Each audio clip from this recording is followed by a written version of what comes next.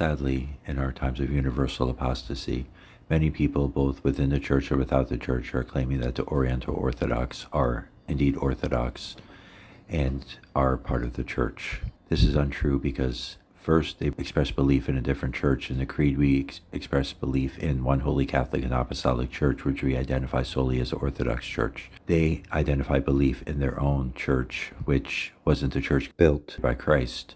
And we have to understand the church is Christ. So to express belief in a different church is to express belief in a false Christ, the very false Christ that Christ warned us about in the gospel. So that's one reason they're not Orthodox. Another reason is, according to their belief system, they believe that Christ is from but not in two natures.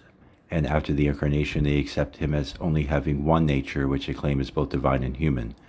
But if Christ has one nature after the incarnation, then he no longer is consubstantial with the Father and the Holy Spirit, because the Father and Holy Spirit don't have a divine human nature, and nor is he consubstantial with us, because we humans, whose nature he assumed, do not have a divine human nature. And this constitutes blasphemy. And that, in short, is why the so-called Oriental Orthodox are not Orthodox. Additionally, it should be understood that the current Orientals, who are in reality Monophysites, they do claim to reject the Monophysitism of the heretic Eutychus that was condemned at the Fourth Ecumenical Synod. And in my understanding, they do condemn his form of Monophysitism.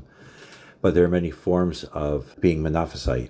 For example, there's a Monophysitism of the heretic Severus, and that's a belief system that they embrace to this very day, and this was also condemned by ecumenical councils.